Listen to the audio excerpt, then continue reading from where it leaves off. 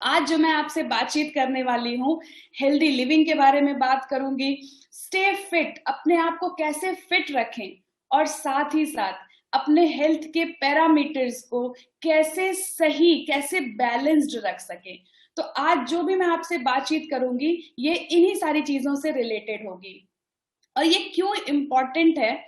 ये इसलिए जरूरी है कि आज की डेट में हम अपने अगल बगल चारों तरफ जब देख रहे हैं, भले ही आज हम पैंडेमिक को सिचुएशन को फेस कर रहे हैं, लेकिन फिर भी आप देखेंगे तो पाएंगे कि सबसे ज्यादा जो प्रॉब्लम्स हो रही हैं, सबसे ज्यादा जो डेथ्स हो रही हैं, उनको वर्ल्ड वाइड देखा गया कि सबसे ज्यादा जो मेजर रीजन है वो है हार्ट एंड सर्कुलेटरी डिसऑर्डर्स। मतलब हार्ट की प्रॉब्लम्स से सबसे ज्यादा डेथ्स हो रही हैं पूरी दुनिया में। सेकंड नंबर आता है, जो कि एक बहुत मेजर कंसर्न है, कैंसर, जिसकी वजह से लोगों की डेथ्स हो रही हैं। साथ ही साथ रेस्पिरेटरी डिसऑर्डर्स का नंबर आता है, इसके बाद नर्वस सिस्टम डिसऑर्डर्स, इसके बाद डाइजेस्टिव डिसऑर्डर्स, उसके बाद किडनी डिसऑर्डर्स। तो ऐसी बहुत सारी प्रॉब्लम्स हैं। जब इनको देखा गया कि लीडिंग कॉज ऑफ डेथ क्या है, तो ये आंकड़े इस तरीके से निकल के आए। और अगर आंकड़ों की बात करें तो कार्डियोवेस्कुलर डिजीज से पूरी दुनिया में 17.3 मिलियन लोग सफर कर रहे हैं आज की डेट में। रेस्पिरेटरी डिजीज की बात करें तो 4.2 मिलियन लोग सफर कर रहे हैं। स्ट्रोक, जो कि बहुत तेजी से लोगों को ये परेशान कर रहा है, लोगों की लाइफ में ये अटैक कर रहा है, 6.1 मिलियन लोग इससे पीड़ित हैं आज की डेट में। कैंसर से 7.5 मिलियन लोग पूरे वर्ल्ड वाइड आज पीड़ित हैं। डायबिटीज, 1.2 मिलियन लोगों को डायबिटीज है, और 2 मिलियन लोग ऐसे हैं जो किडनी डिसऑर्डर्स को फेस कर रहे हैं। डाइजेस्टिव डिसऑर्डर्स की बात करें तो आप पाएंगे कि पूरी पॉपुलेशन में 10 to 15% ऐसे लोग हैं जो आईबीएस मतलब इरिटेबल बाउल सिंड्रोम की प्रॉब्लम को फेस कर रहे हैं। इसके अलावा अगर एक्यूट सिम्टम्स मतलब थोड़ी बहुत प्रॉब्लम्स देखी जाए तो जैसे जैसे एज बढ़ती है, ज्यादातर लोग डाइजेस्टिव डिसऑर्डर्स को फेस करते हैं। और सेम इसी तरीके से ऑस्टियोआर्थराइटिस की अगर बात करें तो आप देखेंगे कि जैसे जैसे एज बढ़ती है, 90 to 95% लोग ऐसे हैं जो अपनी घुटनों की या अपने हड्डियों की प्रॉब्लम, अपने जोड़ों की प्रॉब्लम से परेशान होते हैं। और 500 मिलियन लोग पूरी दुनिया में ऐसे हैं जो इस प्रॉब्लम को लेकर के बहुत ज्यादा परेशान हैं। तो ये तो हो गई पूरी दुनिया की बात। अगर इंडिया के आंकड़ों को देखें तो पाएंगे कि हार्ट डिजीज, डब्ल्यूएचओ का कहना है कि 60% जो पेशेंट्स हैं हार्ट के पूरी दुनिया में, हार्ट पेशेंट्स जो हैं उनमें से 60% जो हैं वो इंडियंस हैं। डायबिटीज को अगर देखें तो इंडिया को कहा जाता है कि ये डायबिटिक कैपिटल है, क्योंकि 98 मिलियन लोग इंडिया में टाइप 2 डायबिटीज से पीड़ित हो जाएंगे 2030 आते आते। आर्थराइटिस को अगर देखें तो इंडिया में 40 करोड़ लोग ऐसे हैं जो आर्थराइटिस से सफर कर रहे हैं। ओबेसिटी एक बहुत तेजी से बढ़ने वाली प्रॉब्लम है आज की डेट में। और इंडियंस को अगर देखें तो ये इंडियंस 24% इंडियंस ओबीज हो जाएंगे 2025 तक। और अगर 1995 में देखें तो ये केवल 8% था। साथ ही साथ रेस्पिरेटरी हेल्थ एक बहुत तेजी से उभरता हुआ ये चैलेंज है हम सभी के सामने, क्योंकि आजकल हमारे अगल बगल हम पोल्यूशन का लेवल देखें तो बहुत तेजी से बढ़ता जा रहा है। और इंडिया में मेजर सिटीज जो है वो सभी हेवीली पोल्यूटेड है। और एक ये बहुत बड़ा रीजन है, इसकी वजह से 5 लाख लोग इंडिया में ऐसे हैं जो हर साल पोल्यूशन की वजह से मर जाते हैं। तो आपने देखा कि जो लीडिंग कॉज ऑफ डेथ्स हैं वो कहीं ना कहीं हमारी लाइफस्टाइल से जुड़े हुए हैं। और डब्ल्यूएचओ का ये मानना है, उसकी एक रिपोर्ट है कि उसके अकॉर्डिंग ये heart disease, diabetes, cancer, stroke, ये जितनी भी ऐसी बीमारियां हैं, ये प्राइमरीली रॉन्ग फूड हैबिट्स, हमारे गलत खान पान के तरीके और एक्सरसाइज की कमी की वजह से ये हो रही हैं। और इनमें इनसे होने वाली 60% डेथ्स को रोका जा सकता है। कैसे रोका जा सकता है? इन्हीं रॉन्ग फूड हैबिट्स को करेक्ट करके और एक्सरसाइज को अपनी लाइफस्टाइल में इंक्लूड करके इन 60% डेथ्स को, यानी आप सोच के देखिए कि आधी से ज्यादा डेथ्स को रोका जा सकता है सिर्फ अपनी लाइफस्टाइल में थोड़े से चेंजेस को इनकॉर्पोरेट करके। तो आज हम देखेंगे कि क्या हम कर सकते हैं। उसके लिए सबसे पहले हम समझेंगे अपनी ह्यूमन बॉडी को। तो हमारा जो ह्यूमन बॉडी है बेसिकली 11 बॉडी सिस्टम्स से मिलकर के बना हुआ है, और ये अलग अलग सिस्टम्स जो है हमारी बॉडी में अलग अलग काम करते हैं, इन्हीं से मिलकर हमारा शरीर बना है। और ये जो बॉडी सिस्टम्स हैं वो उनको देखें तो वो अलग अलग ऑर्गन सिस्टम्स से मिलकर बने हैं। जैसे यहाँ पे डाइजेस्टिव सिस्टम का एग्जाम्पल लिया है, तो डाइजेस्टिव सिस्टम में आप देखेंगे कि कई सारे ऑर्गन्स होते हैं, लिवर है, स्टमक है, इंटेस्टाइन है, रेक्टम है। तो ऐसे बहुत सारे ऑर्गन्स से मिलकर के एक ऑर्गन सिस्टम बनता है। अब ये ऑर्गन किससे बनते हैं अगर देखा जाए तो ऑर्गन्स जो है वो टिश्यूज से बनते हैं। टिश्यूज सेल्स से बनती हैं, और ये सेल्स जो है प्राइमरीली वाटर, प्रोटीन, फैट और मिनरल्स से मिलकर के बनी है। यानी कि मोटा मोटा अगर हम देखें तो हमारा पूरा शरीर पानी, प्रोटीन, फैट और मिनरल्स इनसे ही मिलकर के बना हुआ है।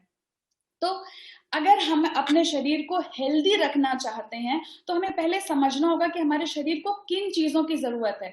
अभी हमने देखा कि हमारा शरीर किन चीजों से मिलकर के बना है, और इस शरीर को चलाने के लिए, इस शरीर को स्वस्थ रखने के लिए किन चीजों की जरूरत होती है। तो इसको हम समझेंगे कि हमारी बॉडी को किस चीज की रिक्वायरमेंट है। तो हमारी बॉडी की पहली रिक्वायरमेंट होती है एनर्जी प्रोडक्शन, क्योंकि हम कुछ भी काम करते हैं, हम चलते हैं, फिरते हैं, बात करते हैं, बोलते हैं, सब कुछ जो भी हम काम कर रहे हैं उसके लिए एनर्जी की जरूरत होती है।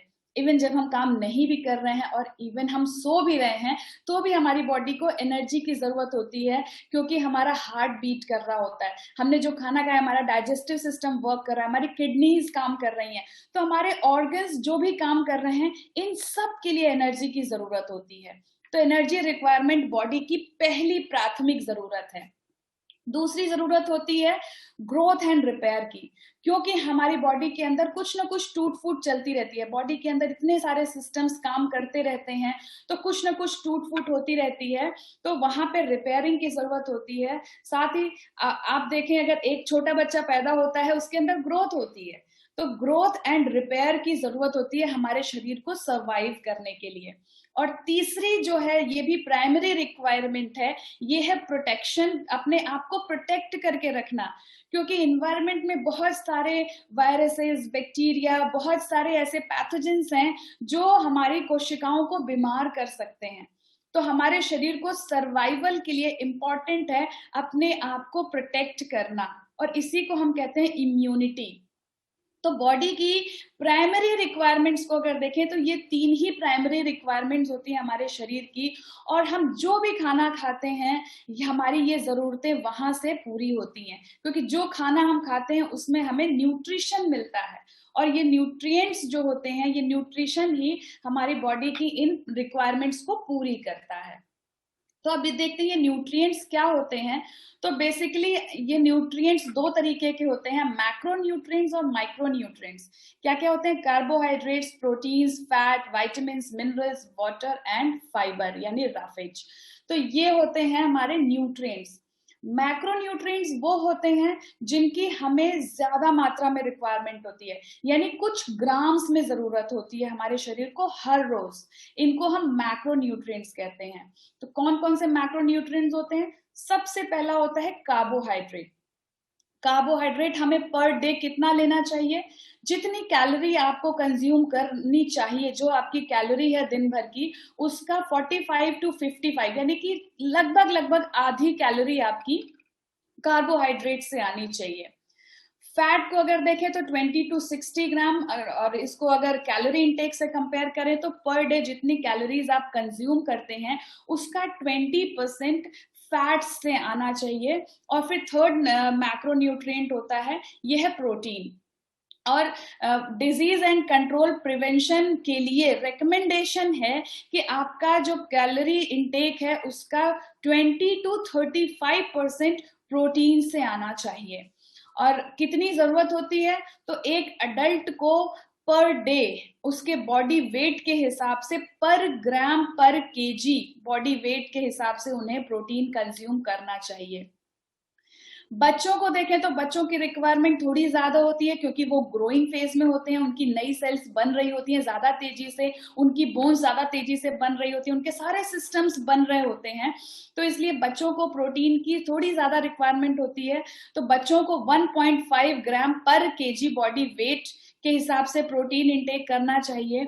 और सबसे ज्यादा requirement pregnant and lactating mothers को होती है, क्योंकि वो अपने साथ साथ एक दूसरी लाइफ को भी फीड कर रही होती हैं। तो प्रेग्नेंट एंड लैक्टेटिंग मदर्स को 1.75 ग्राम पर KG body weight protein intake लेना करना चाहिए। इसके साथ ही साथ फाइबर, अगर फाइबर को देखें तो हमारे डाइट में पर डे हमें 25 से 30 ग्राम फाइबर हर दिन लेना चाहिए। और अगर इसको कैलोरी इंटेक के हिसाब से देखें तो 1000 कैलोरी पे आपको कम से कम 12 ग्राम फाइबर का इंटेक जरूर करना चाहिए, क्योंकि ये इंपॉर्टेंट फाइबर्स हमारी बॉडी के अंदर डाइजेस्ट नहीं होते हैं, लेकिन बिना केमिकल रिएक्शंस में पार्टिसिपेट किए हुए ये हमारी बॉडी को क्लीन करने का काम करते हैं, डिटॉक्स करने का काम करते हैं, और साथ ही साथ अदर फंक्शंस भी हमारी फिजियोलॉजिकल रिएक्शंस को सही तरीके से चलाने के लिए पार्टिसिपेट करते हैं। तो फाइबर्स का इंटेक बहुत इंपॉर्टेंट है। इसके बाद आता है वाटर। हर दिन हमें 8 से 10 ग्लास पानी यानी 2 से 3 लीटर पानी हर दिन जरूर पीना चाहिए। फिर देखें अगर माइक्रो न्यूट्रिएंट्स को, तो माइक्रो न्यूट्रिएंट्स वो न्यूट्रिएंट्स होते हैं जिनकी हमें थोड़ी सी मात्रा में रिक्वायरमेंट होती है, लेकिन ये माइक्रो न्यूट्रिएंट्स वाइटल होते हैं, हमारे बॉडी के रिएक्शंस को सही तरीके से चलाने के लिए बहुत ज्यादा जरूरी होते हैं, और इनकी हमें कुछ मिलीग्राम्स और माइक्रोग्राम्स में जरूरत होती है। इसके अंदर आते हैं विटामिन्स, मिनरल्स और फाइटोन्यूट्रिएंट्स। ये सभी वो न्यूट्रिएंट्स हैं जिनकी बहुत सूक्ष्म मात्रा में जरूरत होती है, लेकिन अगर इनकी कमी हो जाए तो बहुत तेजी से हमें कोई ना कोई बीमारी तुरंत होने शुरू हो जाती है। तो इसलिए माइक्रो न्यूट्रिएंट्स का भी बैलेंस होना चाहिए हमारे डाइट के अंदर। आज हम जो बातचीत करेंगे मेजरली हमारा फोकस होगा प्रोटीन के ऊपर, क्योंकि प्रोटीन एक मैक्रो न्यूट्रिएंट है और प्रोटीन से ही हमारी सारी कोशिकाएं बनी हुई है, हमारे सारे बॉडी सिस्टम्स जो हैं वो प्रोटीन से बने हुए हैं। तो आज हम देखेंगे प्रोटीन के बारे में कि ये प्रोटीन क्या होते हैं। प्रोटीन के बारे में अगर देखें तो ये जो डाइटरी प्रोटीन्स हैं, हम जो भी खाना खाते हैं उनके अंदर ये प्रोटीन पाई जाती है। अब प्रोटीन जो है ये लॉन्ग चेन्स के फॉर्म में होता है। जब हम इसे खाते हैं तो हमारी बॉडी के अंदर इनका डाइजेशन होता है, और डाइजेशन के बाद ये प्रोटीन्स जो हैं इनका ब्रेक डाउन होता है, और जिससे एमिनो एसिड्स बनते हैं। एक पूल क्रिएट होता है एमिनो एसिड्स का, क्योंकि प्रोटीन्स जो हैं वो अमाइनो एसिड्स से मिलकर के बने होते हैं। तो डाइजेशन के बाद ये जो अमाइनो एसिड्स हैं ये अलग अलग हो जाते हैं। उसके बाद हमारा शरीर उन अमाइनो एसिड्स को यूज करके अपने जरूरत की प्रोटीन्स बनाता है, क्योंकि जो भी खाना हम खाते हैं उसके अंदर जो प्रोटीन होता है वो डायरेक्टली हमारी बॉडी के अंदर नहीं काम करता है। हमारे बॉडी के अंदर सबसे पहले उस प्रोटीन का डाइजेशन होता है, जिससे अमाइनो एसिड्स को अलग अलग किया जाता है, और उसके बाद हमारा शरीर अपनी प्रोटीन्स खुद बनाता है उन अमाइनो एसिड्स को यूज करके। तो हमारा शरीर अपनी प्रोटीन्स को सही तरीके से बना सके, उसके लिए जरूरी है कि हमारे शरीर में जो रॉ मटेरियल है वो प्रेजेंट होना चाहिए सही मात्रा में। और प्रोटीन्स बनाने का जो रॉ मटेरियल है वो होते हैं अमाइनो एसिड्स। तो आप जब अच्छी मात्रा में प्रोटीन को कंज्यूम करते हैं तो आपके पास अमाइनो एसिड्स पर्याप्त मात्रा में होते हैं और आपका शरीर अपनी प्रोटीन्स को बना पाता है। क्या होते हैं ये अमाइनो एसिड्स, ये देखा हमने, और ये 22 तरीके के टोटल अगर देखें तो अर्थ पे आज तक 500 से ज्यादा तरीके के अमाइनो एसिड्स की पहचान की जा सकी है, लेकिन ह्यूमन बॉडी के अंदर 22 तरीके के अमाइनो एसिड्स पाए जाते हैं। और इन 22 में से 9 अमीनो एसिड्स ऐसे होते हैं जिनको हमारा शरीर खुद नहीं बना सकता। बाकी अमीनो एसिड्स हमारा शरीर खुद सिंथेसाइज कर सकता है, लेकिन 9 अमीनो एसिड्स ऐसे हैं जिनको हमारा शरीर सिंथेसाइज नहीं कर सकता। इनको हमें डाइट में लेना ही जरूरी होता है और इसीलिए इनको इसेंशियल अमीनो एसिड्स कहते हैं। तो इन इसेंशियल अमाइनो एसिड्स को हम सिर्फ डाइट से ले सकते हैं। और ये जरूरी क्यों है? क्योंकि हमारा शरीर जो प्रोटीन्स बनाता है वो इन्हीं अमाइनो एसिड्स से ही बनाता है, तो इसलिए इंपॉर्टेंट है इनको अपने डाइट में लेना।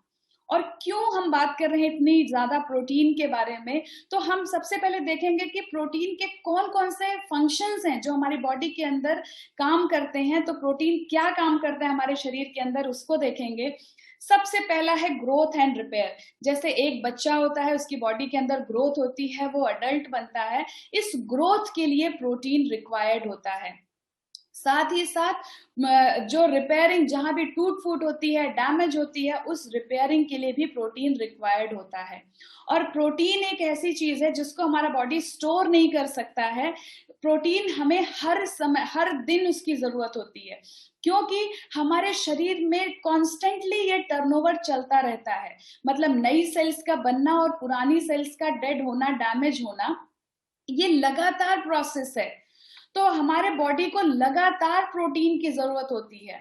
अब अगर हमने एक दिन खूब अच्छा मील लिया, खूब अच्छा प्रोटीन इंटेक किया, और हमें लगता है कि अब हफ्ते भर की रिक्वायरमेंट पूरी हो गई, तो ऐसा नहीं होता है, क्योंकि हमारे शरीर को कॉन्स्टेंटली प्रोटीन की रिक्वायरमेंट होती है। हमें लगातार प्रोटीन की जरूरत होती है, क्योंकि हमारा बॉडी लगातार कॉन्स्टेंट टर्नओवर में होता है। कैसे होता है इसको आप थोड़ा ऐसे समझ सकते हैं। हमारे शरीर में जितने भी ऑर्गन्स हैं, सिर्फ कुछ एक सेल्स को छोड़ करके बाकी सारी सेल्स ऐसी होती हैं जो जिनकी एक लाइफ साइकिल होती है। अब इस लाइफ साइकिल को देखें तो कुछ सेल्स की कुछ दिनों की होती है, 2-4 दिनों की होती है, कुछ की 10-15 दिनों की होती है, कुछ की 1-2 हफ्ते की होती है, और कुछ की कुछ साल होती है। जैसे यहाँ पे स्मॉल इंटेस्टाइन की एपिथेलियम है, ये 2 से 4 दिनों के अंदर चेंज हो जाती है। इसकी सेल्स जो हैं 2 से 4 दिनों की उनकी लाइफ होती है। स्टमक की 2 से 9 दिनों की। ब्लड न्यूट्रोफिल्स की अगर देखें तो 1 to 5 डेज। तो यहाँ आपने देखा कि कुछ दिनों की लाइफ साइकिल है। अब आप समझ सकते हैं कि अगर नई सेल्स हमें बनानी है तो प्रोटीन की रिक्वायरमेंट होती है। तो ये प्रोटीन जो है हमें हर दिन लेना इंपॉर्टेंट है। हर दिन हमें इस प्रोटीन की जरूरत होती है। दूसरी चीज होती है, दूसरा जो इंपॉर्टेंट फंक्शन है वो है बायोकेमिकल रिएक्शंस में। क्योंकि एंजाइम्स, आपने सुना होगा, एंजाइम्स एक ऐसे प्रोटीन्स होते हैं जो आपकी बॉडी के थाउजेंड्स ऑफ रिएक्शंस में पार्टिसिपेट करते हैं। ये एंजाइम्स भी एक तरीके के प्रोटीन्स होते हैं। और एंजाइम्स का काम क्या होता है? आपके मेटाबॉलिज्म की बहुत सारी रिएक्शंस को ये कैटेलाइज करते हैं, मतलब उसको इनिशिएट करते हैं और उसको फास्ट करने का काम करते हैं। कौन कौन से एंजाइमेटिक रिएक्शंस होते हैं, अगर इसको कुछ एग्जांपल्स देखें तो जैसे कि डाइजेशन में, हमारा बॉडी के अंदर जो भी हम खाना खाते हैं उसका डाइजेशन कंप्लीटली बायोकेमिकल रिएक्शंस होते हैं। एनर्जी प्रोडक्शन बायोकेमिकल रिएक्शंस है, ब्लड क्लॉटिंग, मसल कॉन्ट्रैक्शन, मतलब ये सारी चीजें जो अपनी बॉडी की फंक्शनिंग हम देख रहे हैं, ये ज्यादातर बायोकेमिकल रिएक्शंस होती हैं। और हर एक बायोकेमिकल रिएक्शन में किसी न किसी एंजाइम की रिक्वायरमेंट होती है, और ये जो एंजाइम्स हैं ये प्रोटीन से बने हैं। तो इन एंजाइम्स को सही तरीके से चलाने के लिए प्रोटीन्स की जरूरत होती है। कुछ प्रोटीन्स ऐसे होते हैं जो मैसेंजर के जैसे भी काम करते हैं। मैसेंजर यानी संदेशवाहक, आपकी सेल्स के आपस में एक सेल से दूसरे सेल तक उनका मैसेज ले जाने का काम करते हैं, टिश्यूज में, ऑर्गन्स में। और इन मैसेंजर्स को हम बायोलॉजिकल लैंग्वेज में हार्मोन्स कहते हैं। और ये हार्मोन्स भी प्रोटीन्स के बने हुए होते हैं। कुछ हार्मोन्स के नाम आपने जरूर सुने होंगे, जैसे कि insulin, glucagon, thyroid, oestrogen, human growth hormone. मतलब ये ऐसे बहुत सारे हार्मोन्स होते हैं जो आपकी बॉडी की सारी रिएक्शंस के ऊपर प्रभाव डालते हैं, और ये हार्मोन्स भी प्रोटीन से बने हैं। तो अगर आप चाहते हैं कि आपके हार्मोन्स सही तरीके से काम करते रहें, तो प्रोटीन सही मात्रा में लेना बहुत इंपॉर्टेंट है।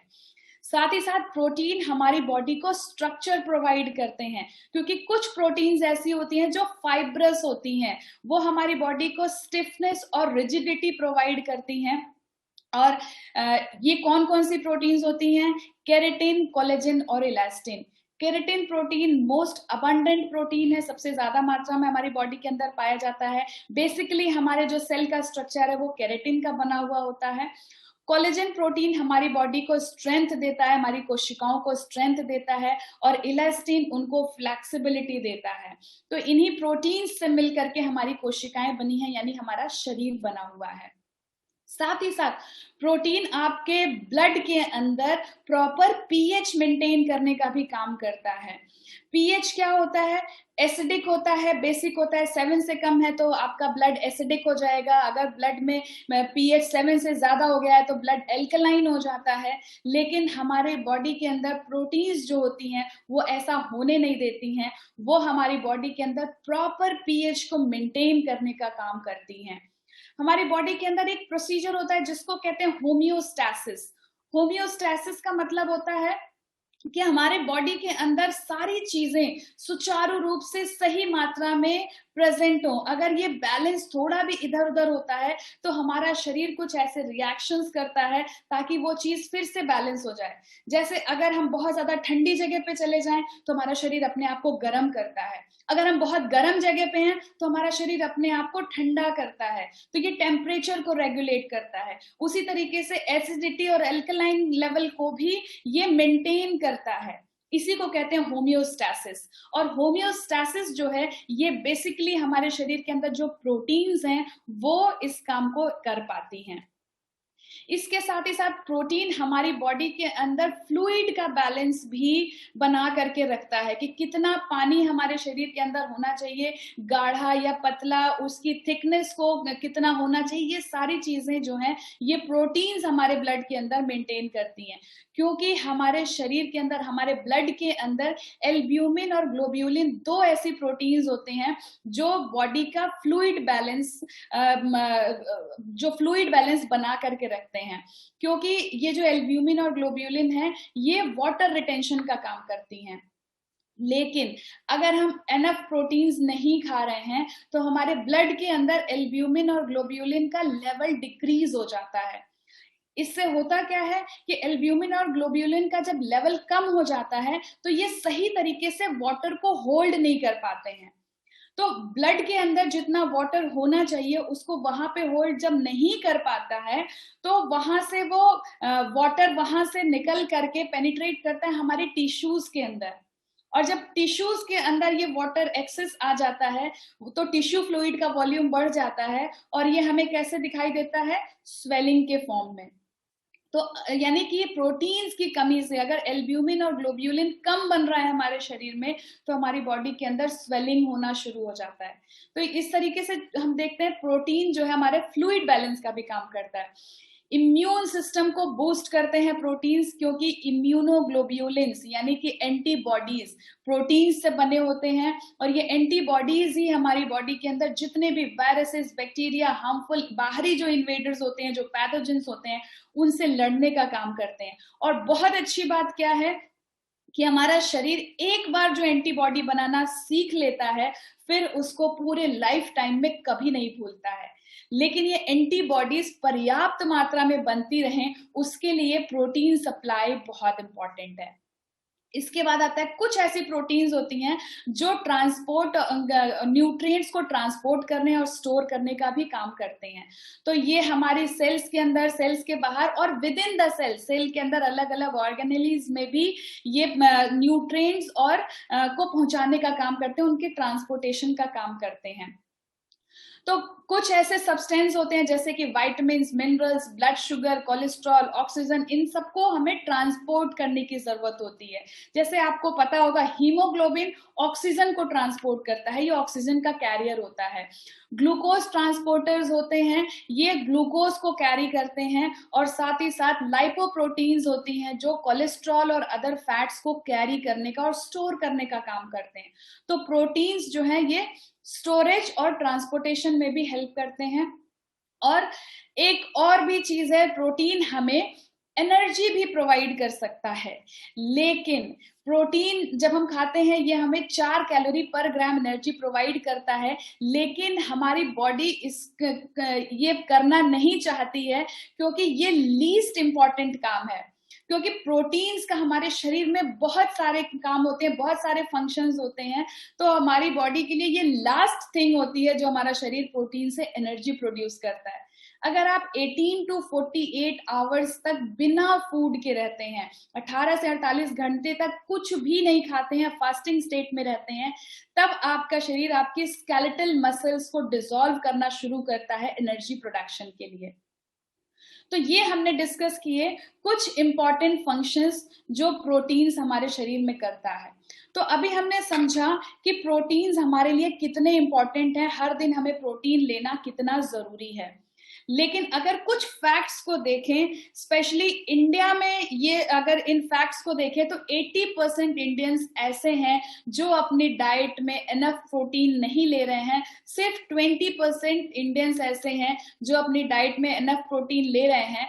कई बार ऐसा कंफ्यूजन आता है कि हो सकता है वेजिटेरियंस प्रोटीन डेफिशिएंट होते हैं, लेकिन एक और स्टडी ये कहती है कि 90% वेजिटेरियंस प्रोटीन डेफिशिएंट तो हैं ही, लेकिन 85% नॉन वेजिटेरियंस भी प्रोटीन डेफिशिएंट है। और ऐसा इसलिए होता है कि नॉन वेजिटेरियंस भी हर दिन प्रॉपर अमाउंट में प्रोटीन कंज्यूम नहीं कर रहे होते हैं। हफ्ते में 1 या 2 दिन, जिस दिन हम नॉन वेज खाते हैं उस दिन का प्रोटीन का कोटा पूरा हो जाता है, लेकिन हमारी बॉडी इस प्रोटीन को स्टोर करके नहीं रख पाती है। तो इसलिए जब हम हर दिन सही मात्रा में प्रोटीन नहीं ले रहे होते हैं तो हमारी बॉडी प्रोटीन डेफिशिएंट हो जाती है। तो ये एक बहुत ही शॉकिंग फैक्ट है, और ऐसे बहुत सारे आर्टिकल्स आपके सामने से भी गुजरे होंगे जहां पे आपने देखा होगा कि हमारी इंडिया की जो पॉपुलेशन है, मेजर पॉपुलेशन जो है, उसकी डाइट प्रोटीन डेफिशिएंट है। और अगर आप अपना कैलकुलेशन करना चाहें कि आप कितना प्रोटीन इंटेक कर रहे हैं, तो बहुत ही इजी है, आप अपना प्रोटीन इंटेक कैलकुलेट कर सकते हैं। सबसे पहले आप अपना बॉडी वेट चेक करिए और उतने ग्राम प्रोटीन, अगर आपका बॉडी वेट 70 kg है तो आपको 70 ग्राम प्रोटीन पर डे की रिक्वायरमेंट, मिनिमम रिक्वायरमेंट होती है। और उसके हिसाब से आप अपना ब्रेकफास्ट, लंच, डिनर, दिन भर में जो भी खाना खाते हैं उस खाने के अंदर कितना प्रोटीन है, अगर उसको आप कैलकुलेट करेंगे तो आप पाएंगे कि आप हर दिन कितना प्रोटीन ले रहे हैं। और जैसा मैंने पहले भी कहा कि हमारा इंडियन जो डाइटरी पैटर्न है, जो हमारी फूड हैबिट्स हैं, हम बहुत ज्यादा कार्बोहाइड्रेट कंज्यूम कर रहे हैं, क्योंकि हमारा जो खाना है वो मेजरली रोटी, चावल, दाल, इन सब के ऊपर फोकस्ड होता है, और ये सारे ही सोर्सेज जो हैं वो कार्बोहाइड्रेट रिच होते हैं। तो इसलिए हमारी जो डाइट है, हमारा जो प्रोटीन का इंटेक है, वो कहीं ना कहीं हर दिन हम पूरा नहीं कर पा रहे होते हैं। इसकी वजह से ये बीमारियां हम फेस कर रहे हैं। तो अब अगर हमें एक बार ये पता चल जाता है कि हमारी डाइट में प्रोटीन की कमी है, तो हम अपना प्रोटीन इंटेक बढ़ाने की कोशिश करते हैं। लेकिन प्रैक्टिकली प्रॉब्लम कहाँ आती है कि नेचर में जितने भी प्रोटीन रिच सोर्सेज हैं वो सारे के सारे फैट और कैलोरी में भी रिच होते हैं। जैसे कि सबसे ज्यादा प्रोटीन अगर नॉन वेजिटेरियन सोर्सेज को देखें, मिल्क को आप देखें, नट्स को देखें, तो मेजरली एग्स हैं, मतलब जो भी ऐसे मेजरली प्रोटीन के सोर्सेज हैं वहां पे कैलोरी कंटेंट भी ज्यादा होता है और फैट कंटेंट भी ज्यादा होता है। तो अगर हम इन सोर्सेस को अपने डाइट में इनकी मात्रा को बढ़ाते हैं और हर दिन कंज्यूम करते हैं तो कहीं ना कहीं हमारा कैलोरी काउंट भी बढ़ जाता है, जो कि अगेन एक मेजर कंसर्न है, क्योंकि जैसा मैंने पहले भी डिस्कस किया कि ओबेसिटी इंडिया में बहुत तेजी से बढ़ रही है। तो हम क्या कर सकते हैं, कोई ऐसा सॉल्यूशन हमें ढूंढना पड़ेगा कि हमारा न्यूट्रिएंट का लेवल भी बढ़ जाए लेकिन हमारा कैलोरी काउंट कंट्रोल्ड हो। और अगर आप भी ऐसा चाहते हैं कि कैलोरी को कंट्रोल्ड रखते हुए अपना न्यूट्रिएंट काउंट हम बढ़ा सकें, तो उसके लिए हमें जरूरत पड़ती है सप्लीमेंट्स की, क्योंकि सप्लीमेंट्स ही वो तरीका है जहां पे आप अपनी कैलोरी को रिस्ट्रिक्ट रखते हुए आप अपने न्यूट्रिएंट को बढ़ा सकते हैं। प्रोटीन सप्लीमेंट की अगर आप बात करते हैं तो प्रोटीन सप्लीमेंट के लिए बहुत ज्यादा इंपॉर्टेंट है कि इसके अंदर 9 इसेंशियल अमाइनो एसिड्स होने चाहिए, क्योंकि जैसा मैंने पहले भी कहा कि हमारा बॉडी 13 अमाइनो एसिड्स ऐसे हैं जिनको खुद बना सकता है। तो जिनको हमारा शरीर खुद सिंथेसाइज कर सकता है वो उनको हमें बाहर से लेने की ज्यादा जरूरत नहीं होती है। हमें ज्यादा जरूरत है 9 इसेंशियल अमीनो एसिड्स की, क्योंकि हमारा शरीर उसको नहीं बना पाता। तो जब भी आप प्रोटीन सप्लीमेंट की बात करें तो हमेशा देखना चाहिए कि क्या उसके अंदर 9 इसेंशियल अमीनो एसिड्स हैं। और प्रोटीन अगर हम फूड सोर्सेज से बात करें तो आप जब 100 ग्राम पनीर खाते हैं तो 14 ग्राम प्रोटीन मिलता है। अगर आप एक लार्ज एग खाते हैं तो 6 ग्राम प्रोटीन। अगर 100 ग्राम चिकन को खाते हैं तो आपको 28 ग्राम प्रोटीन। 100 ग्राम ब्रोकली में 2 ग्राम प्रोटीन। 25 ग्राम दाल में 4 ग्राम प्रोटीन। और 25 ग्राम पनीर या चीज के अंदर 7 ग्राम प्रोटीन। और 200 ml मिल्क जब आप पीते हैं तो 7.7 ग्राम प्रोटीन आपको मिलता है। और आप अगर सप्लीमेंट लेते हैं तो सिर्फ एक स्कूप में आपको 8 ग्राम प्रोटीन तक मिल सकता है। तो इस तरीके से एक इजी तरीका है अपने प्रोटीन इंटेक को इंक्रीज करने का कि आप डाइट तो अच्छी लीजिए, लेकिन साथ ही साथ अगर आप सप्लीमेंट को ऐड करते हैं तो आप इजीली अपने प्रोटीन इंटेक को बढ़ा सकते हैं, क्योंकि पर 10 ग्राम में 8 ग्राम तक प्रोटीन आपको सप्लीमेंट प्रोवाइड कर सकते हैं। फूड के साथ एक और दिक्कत आज की डेट में है कि बहुत सारे कंसर्न्स हैं। आज अगर हमारा जो फूड जो हमारा ग्रेन्स हैं उनके अंदर बहुत सारे कंसर्न्स पाए जा रहे हैं, क्योंकि जैसा कि पहले जो फूड हुआ करता था उसके अंदर जितना न्यूट्रिशन होता था, आज हम जेनेटिकली मॉडिफाइड ऑर्गेनिजम्स को यूज कर रहे हैं। मतलब जितनी भी क्रॉप्स हैं जेनेटिकली मॉडिफाइड है, जिसकी वजह से उनके अंदर न्यूट्रिशनल बैलेंस जो पहले हुआ करता था वैसा न्यूट्रिशनल बैलेंस अब वो प्रोवाइड नहीं कर पा रहे हैं। तो हमारी जो क्रॉप है उनके अंदर न्यूट्रिएंट्स की कमी होती जा रही है। और इसकी एक और वजह है कि हमारी जमीन के अंदर न्यूट्रिएंट्स की कमी है, मिनरल्स की कमी होती जा रही है। तो आज की जो क्रॉप है वो पहले जितनी न्यूट्रिशियस नहीं रह गई है। साथ ही साथ अल्ट्रावायलेट रेज जो है ये भी बायो लाइफ को बहुत ज्यादा डैमेज कर रहे हैं, जिसकी वजह से हमारे फूड में वैसा न्यूट्रिशन नहीं रह गया है। बहुत सारे पेस्टिसाइड्स और इंसेक्टिसाइड्स हमारी क्रॉप्स को डिस्ट्रॉय करते हैं, और उनको डिस्ट्रॉय करने के लिए बहुत हेवीली पेस्टिसाइड्स और इंसेक्टिसाइड्स का यूज हो रहा है, जो हमारे फूड को कंटामिनेट कर रहा है।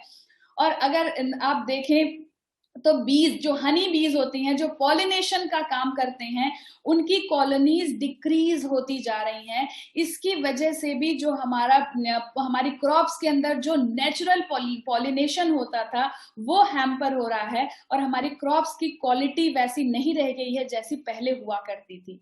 तो कुल मिला जुला के बहुत सारे फैक्टर्स ऐसे हैं जिसकी वजह से हमारा फूड जो है आज की डेट में वो लेस न्यूट्रिशियस हो गया है।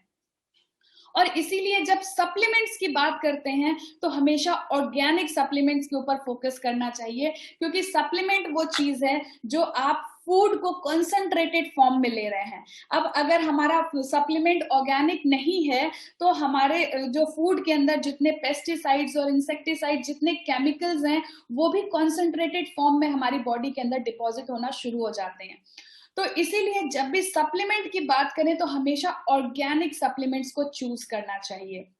और क्या होता है जब आप अच्छी मात्रा में प्रोटीन का इंटेक करते हैं, अपनी डाइट में अच्छे अमाउंट में प्रोटीन ले रहे होते हैं, तो उससे फायदा क्या मिलता है? सबसे बड़ा और पहला फायदा मिलता है कि आपकी बॉडी की स्ट्रेंथ बढ़ती है, आपकी बॉडी ज्यादा स्ट्रांग होती है, क्योंकि हम जो भी काम करते हैं वो हम अपनी मसल्स के थ्रू करते हैं। आपकी स्केलेटल मसल्स के थ्रू आप सारे काम करते हैं।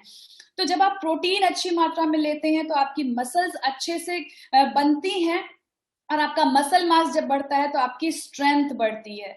हमारे इंटरनल ऑर्गन्स भी मेजरली मस्कुलर होते हैं, मतलब मसल से बने होते हैं। आपका हार्ट एक बिग मसल है, तो जब आपका मसल मास इंक्रीज होता है, आपकी मसल स्ट्रांग होती है, तो आपकी बॉडी स्ट्रांग बनती है, आप ज्यादा हेल्दी बनते हैं। दूसरा फायदा आपको प्रोटीन अच्छी मात्रा में लेने का मिलता है कि आपकी हड्डियां स्ट्रांग बनती हैं, क्योंकि आप किसी भी तरीके का प्रोटीन इंटेक करते हैं, जब आप अच्छी मात्रा में प्रोटीन लेते हैं तो आपकी बोन्स ज्यादा स्ट्रांग बनती हैं, क्योंकि, और ये जरूरी इसलिए है कि जैसे जैसे हमारी एज बढ़ती है हमारा बोन मास डिक्रीज होने लगता है। हमारा, आपने सुना होगा बोन डेंसिटी, जैसे जैसे हमारी एज बढ़ती है हमारी बोन डेंसिटी कम होती जाती है, ऑस्टोपीनिया हो जाता है, मतलब हड्डियां कमजोर हो जाती हैं, और ये कन्वर्ट हो जाता है ऑस्टियोपोरोसिस में, मतलब हमारी हड्डियां बहुत ज्यादा फ्रेजाइल हो जाती हैं, बहुत जल्दी से उनके अंदर क्रैक और फ्रैक्चर होने की टेंडेंसी बढ़ जाती है। लेकिन अगर आप अच्छी मात्रा में प्रोटीन ले रहे हैं तो आपकी ये हड्डियां जो कमजोर होने की रेट है वो स्लो हो जाती है, और एज बढ़ने के साथ आपको फ्रैक्चर्स और ऑस्टियोपोरोसिस का खतरा जो है वो कम हो जाता है। प्रोटीन आपके बालों के लिए बहुत अच्छा है, क्योंकि हमारे जो बाल हैं वो प्रोटीन से ही बने होते हैं। जो बालों का फाइबर है वो प्रोटीन से बना हुआ होता है, और हमारे बालों की ग्रोथ के लिए एडिक्वेट अच्छे अमाउंट में प्रोटीन की जरूरत होती है। लेकिन बैड न्यूज ये है कि बाल हमारे वो चीज हैं जो हमारे सर्वाइवल के लिए जरूरी नहीं है। अगर आप अपने शरीर को देखें तो हमारा बॉडी बहुत इंटेलिजेंट है। अगर हमारे शरीर में किसी चीज की कमी होती है तो हमारा शरीर कम इंपॉर्टेंट फंक्शंस को स्टॉप कर देता है और ज्यादा इंपॉर्टेंट फंक्शंस को चलाता रहता है।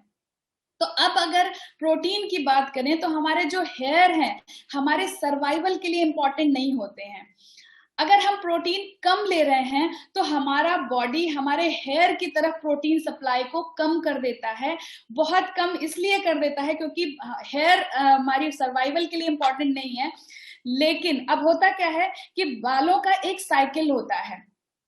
हमारे जो हेयर होते हैं इनका 2 से लेकर के 7 सालों का एक साइकिल होता है जहां पे उनकी ग्रोथ फेज होती है। इसके बाद 2 से 4 हफ्ते का एक फेज आता है जो उनका रेस्टिंग फेज होता है। रेस्टिंग फेज में हमारे बालों की ग्रोथ रुक जाती है और उसके बाद ये बाल वहां से झड़ जाते हैं। अगले 1 से 2 महीने के अंदर नए बाल नीचे से पुश करते हैं और जो हमारे पुराने बाल हैं वो शेड ऑफ हो जाते हैं। तो ये एक हेयर साइकिल होता है। लेकिन अब इसमें अगर हम देखें कि प्रोटीन का इंटेक अगर हमारा कम हो रहा है, यानी कि जितना बॉडी वेट हमारा है हम हर दिन उतना प्रोटीन अपनी बॉडी को नहीं दे रहे हैं, तो हमारा प्रोटीन इंटेक जरूरत से कम है, तो हमारा शरीर हेयर को प्रोटीन सप्लाई कम कर देता है। और जब एडिक्वेट अमाउंट में हमारे बालों को प्रोटीन नहीं मिल रहा होता है तो हमारे जो हेयर फॉलिकल है वो काम करना बंद कर देती है। हमारे बाल जो है वो ड्राई और ब्रिटल फ्रेजाइल हो जाते हैं, बहुत तेजी से टूटने लगते हैं। और क्या होता है, हमारे ज्यादा से ज्यादा हेयर टाइम से पहले ही रेस्टिंग फेज में एंटर करने लगते हैं। इसकी वजह से हेयर की ग्रोथ रुक जाती है और नए हेयर के आने में बहुत ज्यादा लंबा टाइम लगता है। तो इसलिए अगर आप अपने बालों को अच्छा रखना चाहते हैं तो अच्छे अमाउंट में हर दिन प्रोटीन इंटेक करिए। प्रोटीन अच्छी मात्रा में लेने का एक और अच्छा फायदा है कि ये आपकी हंगर को, आपकी भूख को भी कंट्रोल करता है, क्योंकि प्रोटीन जब आप खाते हैं तो इसको ज्यादा टाइम लगता है डाइजेस्ट होने में, इसलिए ये आपको देर तक, थोड़ा सा खाना खा करके आपको देर तक फुलनेस का फील कराता है। और आपके अंदर जो एक हंगर हार्मोन होता है, ग्रेलिन हार्मोन होता है, जो हमें भूख का एहसास कराता है, तो ये ग्रेलिन हार्मोन को सप्रेस करके रखता है। तो अगर आप अपना बेली फैट, मतलब अपने पेट के अराउंड का फैट कम करना चाहते हैं तो अपने डाइट में से कुछ कार्बोहाइड्रेट्स और फैट को कम करके प्रोटीन का इंटेक बढ़ाना आपकी मदद कर सकता है। जब आप प्रोटीन अच्छी मात्रा में लेते हैं तो ये क्रेविंग्स को भी कंट्रोल करता है। क्रेविंग जो है वो हंगर से डिफरेंट है, भूख से अलग चीज है। क्योंकि भूख वो होती है जब आपकी बॉडी कुछ न्यूट्रिएंट्स की रिक्वायरमेंट होती है, आपकी बॉडी को कुछ जरूरत होती है न्यूट्रिएंट्स की। लेकिन क्रेविंग वो होती है जब आपके ब्रेन को एक जरूरत होती है किसी रिवॉर्ड की। और ज्यादातर क्रेविंग्स हम देखें तो इवनिंग टाइम में और लेट नाइट होती हैं। और जब ये क्रेविंग्स होती हैं तो हम उल्टा सीधा जो भी स्नैक कंज्यूम करते हैं वो हमारी ओबेसिटी को बढ़ा देता है। जब आप अच्छी मात्रा में प्रोटीन इंटेक करते हैं तो ये आपकी क्रेविंग्स को भी कंट्रोल करता है। और स्टडीज में ये पाया गया कि 25% तक कैलोरी इंटेक आपका रिड्यूस हो जाएगा और 60% डिजायर, आपकी रात को जो खाने की डिजायर थी वो कंट्रोल हो जाएगी। तो इस तरीके से प्रोटीन अच्छी मात्रा में लेना आपके क्रेविंग्स को भी कंट्रोल करता है, आपके मेटाबॉलिज्म को बूस्ट करता है, आपकी फैट बर्निंग को इंक्रीज करता है, क्योंकि हर एक फूड जो भी आप खाना खाते हैं उसके अंदर एक थर्मिक इफेक्ट होता है। मतलब जब आप खाना खाते हैं आपका बॉडी सिस्टम एक्टिव हो जाता है, वो कैलोरीज को बर्न करता है। तो जब आप फैट या कार्बोहाइड्रेट खाते हैं उसकी तुलना में जब आप प्रोटीन ज्यादा खाते हैं तो आपका जो थर्मिक इफेक्ट है वो 20 to 30% होता है, जबकि आप फैट या कार्बोहाइड्रेट खाते हैं तो 5 to 10% ही थर्मिक इफेक्ट होता है। मतलब कि प्रोटीन खाने से आपका मेटाबॉलिज्म बूस्ट होता है, आपके बॉडी में फैट बर्निंग तेजी से बढ़ जाता है। तो इस तरीके से जब आप अच्छा प्रोटीन कंज्यूम करते हैं तो टोटल आप कितनी कैलोरीज बर्न करेंगे उसका अमाउंट बढ़ जाता है। जब आप प्रॉपर अच्छी मात्रा में प्रोटीन इंटेक करते हैं तो आपके ब्लड प्रेशर को भी लोअर करता है, आपके ब्लड प्रेशर को कंट्रोल रखता है, क्योंकि ब्लड प्रेशर एक मेजर कॉज है हार्ट अटैक, स्ट्रोक और क्रोनिक किडनी डिजीज का। तो अगर आप अच्छी मात्रा में प्रोटीन लेते हैं तो ये आपके ब्लड प्रेशर को भी कंट्रोल करके रखता है। और स्टडीज में ये पाया गया कि ब्लड प्रेशर को कंट्रोल करने के साथ ही साथ प्रोटीन अच्छी मात्रा में लेने से आपका बैड कोलेस्ट्रॉल यानी कि एलडीएल और ट्राइग्लिसराइड भी कंट्रोल होता है। तो इसलिए हर दिन प्रोटीन सही मात्रा में लेना बहुत इंपॉर्टेंट है। साथ ही साथ इंजरी के बाद, किसी भी एक्सीडेंट के बाद या किसी भी सर्जरी के बाद कोई भी इंजरी जब होती है तो बॉडी को ये रिपेयर करने में बहुत तेजी से हेल्प करता है, क्योंकि हम ये बहुत सिंपल सी बात है समझने के लिए कि हमारे शरीर की जो कोशिकाएं हैं वो प्रोटीन से मिलके बनी हैं। तो अगर हम रॉ मटेरियल अच्छी मात्रा में देते हैं तो रिकवरी फास्ट हो जाती है। साथ ही साथ जैसे जैसे हमारी एज बढ़ती है हमारी फिटनेस को मेंटेन रखने के लिए प्रोटीन बहुत जरूरी है, क्योंकि एक ये नेचुरल फिनोमेना है, जैसे जैसे हमारी एज बढ़ती है हमारी मसल्स कमजोर होती जाती हैं, हमारा मसल मास कम होता जाता है, और मेडिकली इस कंडीशन को सार्कोपेनिया कहते हैं, यानी एज बढ़ने के साथ मसल्स का कमजोर होना। जब आप अच्छी मात्रा में प्रोटीन ले रहे होते हैं तो ये आपके मसल के डिटेरियोरेशन को स्लो कर देता है और सार्कोपेनिया होने से बचाता है। और ये बहुत जरूरी है, क्योंकि जैसे हम एज हमारी बढ़ती है, हर 10 साल में हमारा 1% मसल मास खत्म हो जाता है। और यही वजह है कि ओल्ड एज आते आते बहुत सारे लोग बेड से उठने में भी मुश्किल उन्हें महसूस होती है, जो डेली के काम होते हैं वो करना भी मुश्किल हो जाता है, क्योंकि बॉडी बहुत वीक हो चुकी है। बेसिकली हमारा बोन मास और मसल मास इतना कम हो चुका रहता है कि हम अपने डे टू डे वर्क भी नहीं कर पा रहे होते हैं ओल्ड एज में। लेकिन अगर आप अच्छी मात्रा में प्रोटीन लेते हैं और थोड़ी एक्सरसाइजेस करते हैं, थोड़ी वेट बेयरिंग एक्सरसाइजेस, वेट्स को उठा करके एक्सरसाइजेस करते हैं, तो आप देखेंगे आपका मसल मास और बोन मास दोनों के डिटेरियोरेशन के प्रोसीजर को ये स्लो कर देता है, और आप अपनी ओल्ड एज में भी बेटर तरीके से बोन मास और मसल मास को रिटेन कर पाते हैं और अपने कामों को बेहतर तरीके से कर पाते हैं, अपनी फिटनेस को बेहतर तरीके से मेंटेन कर पाते हैं। तो इसलिए प्रोटीन लेना बहुत जरूरी है। किन किन चीजों में प्रोटीन मिलता है? मिल्क है, chicken, nuts, egg, oil seed, दालें, बहुत सारे ऐसे नेचुरल सोर्सेज हैं जो हाई इन प्रोटीन होते हैं, तो इन्हें हमें अपने डाइट में जरूर शामिल करना चाहिए। साथ ही साथ क्योंकि जैसा हमने देखा कि अगर हम इन सोर्सेज को बहुत ज्यादा कंज्यूम करना शुरू कर दें तो कैलोरी इंटेक भी बहुत ज्यादा हो जाता है। तो अगर आप दोनों का बैलेंस बनाना चाहते हैं तो प्रोटीन फूड्स को भी अपने डाइट में शामिल करिए, साथ ही साथ सप्लीमेंट को भी अपने डाइट में शामिल करिए। और ये जब ऑल प्लांट प्रोटीन पाउडर आप लेते हैं तो आपको बहुत सारे बेनिफिट्स मिलते हैं, जैसे कि सबसे अच्छी बात, ये सर्टिफाइड ऑर्गेनिक प्रोडक्ट है। इसके अंदर किसी भी तरीके के पेस्टिसाइड्स या कोई भी केमिकल्स इसके अंदर प्रेजेंट नहीं होते हैं। जब आप इसकी एक सर्विंग कंज्यूम करते हैं 80% प्रोटीन प्रोवाइड करता है ये all plant protein powder. Completely sugar free है, साथ ही साथ टेस्टलेस है, न्यूट्रल टेस्ट है इसका। आप इसको मीठी चीजों में या नमकीन चीजों में, जिसमें शेक्स में, स्मूदीज में, केक में, जिन चीजों में चाहें आप उन सारी चीजों में इस प्रोटीन को यूज कर सकते हैं और उसकी प्रोटीन वैल्यू बढ़ा सकते हैं, अपने फूड को ज्यादा न्यूट्रिशियस बना सकते हैं। BCAA यानी कि ब्रांच चेन अमाइनो एसिड्स इसके अंदर प्रेजेंट है। ब्रांच चेन अमाइनो एसिड्स वो चीज होती है जो हमारे शरीर के अंदर तुरंत से मसल बिल्डिंग में लग जाते हैं। तो इसलिए जैसे ही आप इस प्रोटीन को कंज्यूम करते हैं, ये आपकी बॉडी में मसल बिल्डिंग में तुरंत काम करना शुरू कर देता है। PDCAAS स्कोर यानी protein digestibility corrected amino acid score, ये वो स्कोर है जिससे पता चलता है कि जो प्रोटीन आपने खाया है वो प्रोटीन कितना इफेक्टिवली आपके शरीर में काम कर रहा है, कितना इफेक्टिवली डाइजेस्ट हो रहा है और कैसे काम कर रहा है। तो ये हाईएस्ट अवेलेबल स्कोर है जो 1 का है। ये ऑल प्लांट प्रोटीन पाउडर यानी कि आपकी बॉडी में पूरी तरीके से डाइजेस्ट हो जाता है और काम करता है। और एक और बहुत अच्छी चीज, नॉन GMO, ये all plant protein completely non genetically modified प्रजातियों से तैयार किया गया है, यानी कि ओरिजिनली ग्रोन जो स्पीशीज हैं उनसे तैयार किया गया प्रोटीन पाउडर है। और इसीलिए ये आपको बेहतर न्यूट्रिटिव वैल्यू प्रोवाइड करता है। न्यूट्रीलाइट की बात करें, न्यूट्रीलाइट क्यों न्यूट्रीलाइट की बात कर रहे हैं? क्योंकि इनके पास 200 साइंटिस्ट की टीम है जो लगातार रिसर्च एंड डेवलपमेंट करती है। नॉन GMO सीड के बारे में हमने बात किया, जेनेटिकली मॉडिफाइड ऑर्गेनिजम्स को यूज नहीं करते हैं, इसकी वजह से अपने सप्लीमेंट्स में ज्यादा न्यूट्रिटिव वैल्यू प्रोवाइड कर पाते हैं। सर्टिफाइड ऑर्गेनिक फार्मिंग करते हैं। State of the art manufacturing plant है जहां पे इन प्रोडक्ट्स की मैन्युफैक्चरिंग होती है। और आपको जान के आश्चर्य होगा कि 1000 से भी ज्यादा क्वालिटी कंट्रोल टेस्ट को पास करने के बाद प्रोडक्ट्स आपके बीच में आते हैं।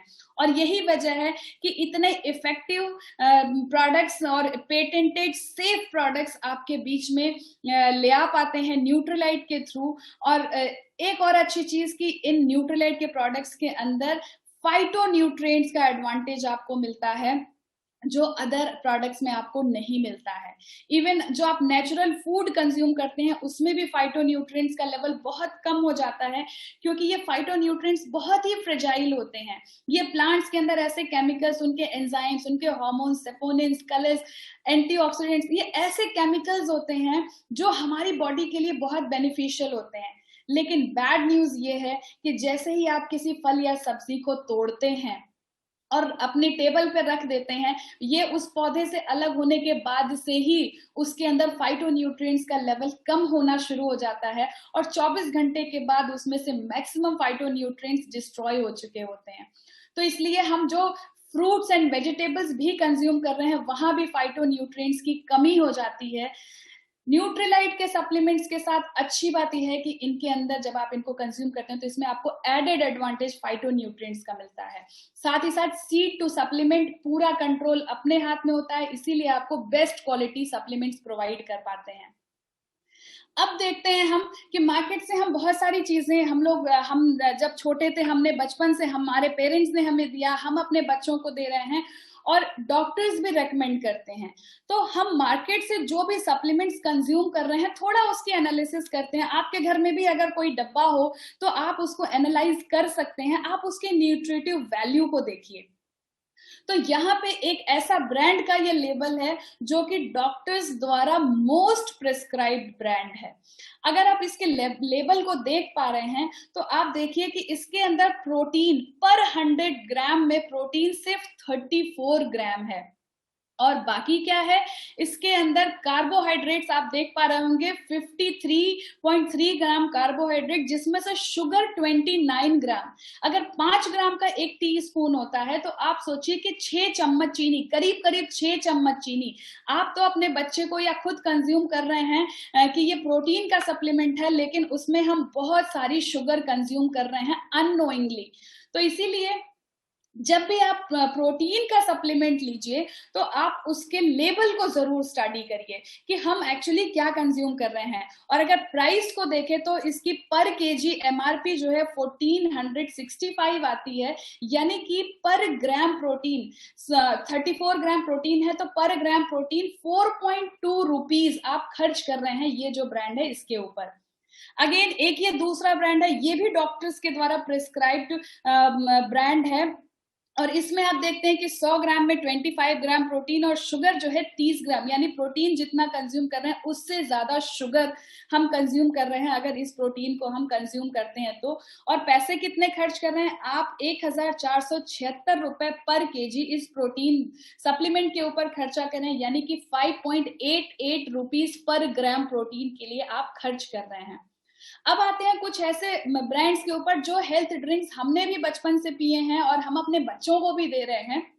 ये लेबल आप देख पा रहे होंगे, यहाँ पे ये 100 ग्राम प्रोटीन, 100 ग्राम क्वांटिटी के अंदर सिर्फ 11 ग्राम प्रोटीन, और शुगर को आप देखेंगे तो आप पाएंगे कि 13 ग्राम शुगर, 79 ग्राम कार्बोहाइड्रेट। तो आप सोचिए कि अगर किसी भी सप्लीमेंट के अंदर 11 ग्राम प्रोटीन और 79 ग्राम कार्बोहाइड्रेट है, क्या आप इसे प्रोटीन का सप्लीमेंट कहेंगे या कार्बोहाइड्रेट सप्लीमेंट कहेंगे, ये आप खुद डिसाइड करें।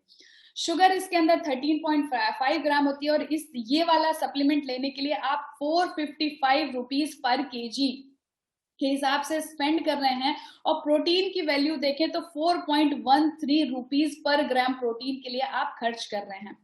अगेन ये एक और बच्चों को दिया जाने वाला बहुत अच्छा माना जाने वाला ब्रांड है। यहाँ पे आप देखें तो आप 100 ग्राम के अंदर 18 ग्राम प्रोटीन और शुगर 24 ग्राम, तो यानी कि 5 चम्मच चीनी आप यहाँ पे अपने बच्चे को दे रहे हैं अगर आप इसके 100 ग्राम बच्चे को देते हैं तो। और खर्च कितना करते हैं इसके लिए हम? एमआरपी के हिसाब से 575 रुपीज पर केजी इसका दाम होता है, और पर ग्राम प्रोटीन आपको 3.19 रुपीज आप पर ग्राम प्रोटीन के लिए खर्च कर रहे हैं इस ब्रांड के ऊपर।